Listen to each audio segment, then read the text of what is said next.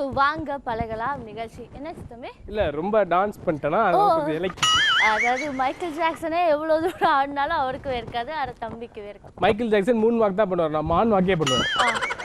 மான் வாக் தெரியாதா? அது நாய் வாக் மாதிரி இல்லையா? திஸ் இஸ் பேசிக்கலி மான் வாக். உங்களுக்கு தெரியலன்னா நீங்க ரொம்ப சின்ன பையன், இது பொண்ணு, அதுக்கே டவுட் ஆகுது பத்தியா? கேட்டுருங்க.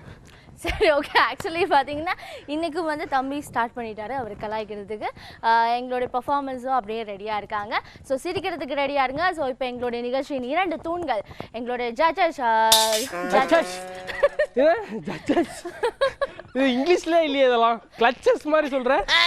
ஜட்ஜஸ் அப்படிங்கிறது தான் அப்படி வந்துருச்சு. அப்படி இப்படி நான் டாங் வேணும் டோங் வேணும். ஆமா, உனக்கு தமிழே தாறு மாதிரி, இது எதுக்கு இங்கிலீஷ் பேசுகிறேன்?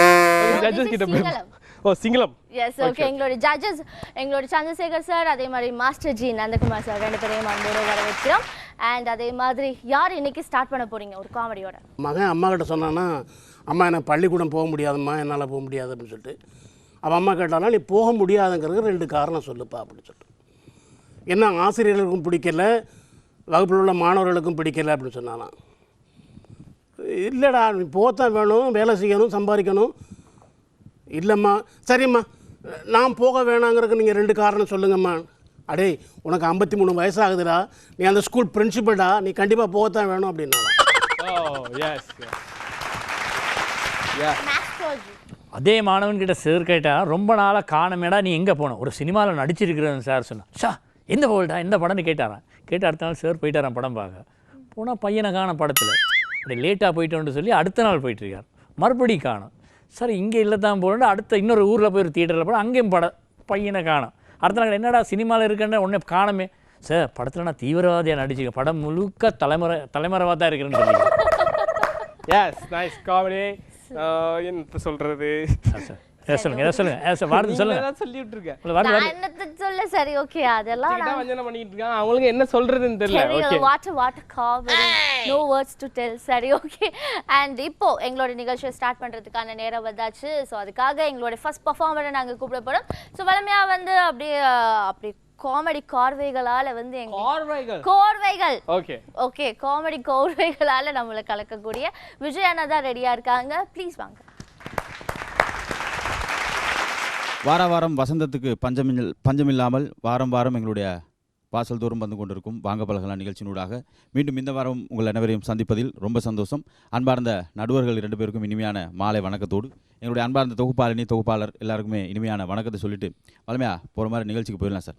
ஏன்னா உங்களுடைய மகிழ்ச்சி அப்படின்ற சாவி வந்து தொலைஞ்சு போயிட்டா சந்தோஷம் அப்படின்ற வீடு வந்து பூட்டியே இருக்கும் அப்படின்னு ஒரு அறிஞர் சொல்லியிருக்கார். அதனால் நம்ம எப்பவுமே மகிழ்ச்சி அப்படின்ற விஷயத்தை நம்ம கூடவே வச்சுட்டோம்னா சந்தோஷம் அப்படின்றது எப்பவும் நிரந்தரமாக இருக்கும். நம்ம வளமையாக சொல்கிறது மாதிரி தான் இந்த நகைச்சுவை அப்படின்னாலே நம்ம சின்ன பசங்கள்கிட்ட இருந்தால் ஆரம்பிக்கணும். அது வளமையாக நம்ம எல்லா நிகழ்ச்சியும் ஆரம்பிக்கிற மாதிரி இன்றைக்கி ஆரம்பிக்கலாம். காலையிலே வாத்தியார் வரார், வந்து பசங்கள்லாம் வந்துட்டு இங்கே வாடா அப்படின்னு கூப்பிட்டு கேட்குறாரு. ஒரே ஒரு கேள்வி தான் கேட்பேன். என்ன கேள்வி சார்? 18க்கும் 81க்கும் என்னடா வித்தியாசம் அப்படின்னு இருக்காரு. ஒன்றும் இல்லை சார், சிம்பிள் தான் அப்படின்னு சொல்லு. 18னா தலதலன்னு இருக்கும், 81னா தொலைதலன்னு இருக்கும் அப்படின்ட்டு. ஏன்னா அவன் பாருங்க எப்படி யோசிக்கிறான், மிரட்டி விட்டுருவாங்க. ஏன்டா அப்படி எல்லாம் யோசிக்கிறீங்க அப்படின்ட்டு காலையில் இந்த மாதிரி செய்வாங்க. உங்களெல்லாம் வச்சுக்கிட்டு என்னக்கடா பாடம் நடத்துறது அப்படின்ட்டு வந்திருக்காரு. இப்போ ஏன் நீ வயிறை பிடிச்சிக்கிட்டே இருக்க அப்படின்ட்டு. பசி சார் அப்படின்னு.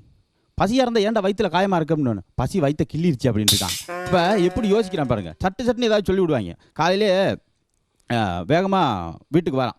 வந்தோடனே அம்மா கேட்குறாங்க, என்னடா இவ்வளோ சீக்கிரமாக வீட்டுக்கு வந்துட்டா அப்படின்னு. அம்மா இன்றைக்கி ஸ்கூலில் 2 விஷயம் நடந்துச்சு அப்படின்னு. என்னது அப்படின்னு. ஒரு கெட்ட விஷயம் ஒரு நல்ல விஷயம் அப்படின்ட்டு இருக்கான்.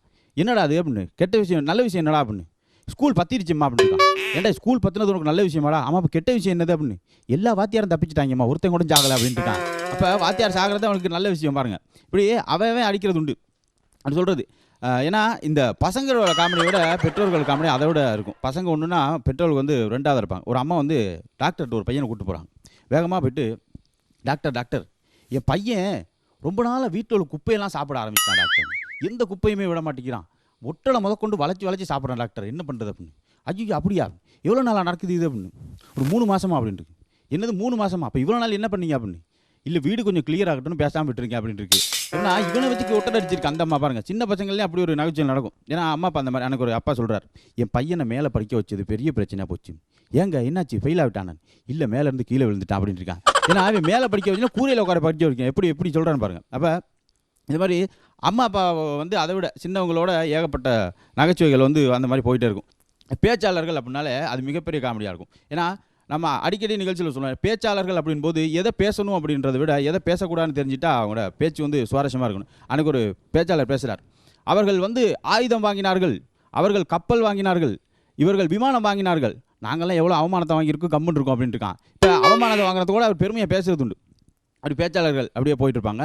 இப்படி எல்லா இடத்துலையும் நகைச்சுவை இருக்கும்போது அன்றைக்கி ஒரு பேச்சாளர் பேசிக்கிட்டு இருக்கும்போது கீழே ஒருத்தவங்க நிதி சேர்த்துட்டு வந்தாங்க. வந்து, சார் நாங்கள் கோயில் திருவிழா நாங்கள் நிதி சேர்க்குறோம், அதில் நீங்கள் பங்கெடுத்துக்கணும் அப்படின்னு. ஓகே ஓகே, அதில் ஒரு பிரச்சனையும் இல்லை, நீங்கள் நிதியெல்லாம் சேர்த்துட்டு வாங்க, நான் அதில் பங்கு எடுத்துக்கிறேன் அப்படின்ட்டு இருக்கான். அப்போ அதுலேயும் ஆட்டையை போட்டு போகிறது அவன்கிட்ட என்னமா இருக்குது அப்படின்னு சொல்லிட்டு அன்றைக்கி ஒருத்தர் பேசுகிறாரு, நாங்கள் ஆட்சிக்கு வந்தால் டென்மார்க்கை 2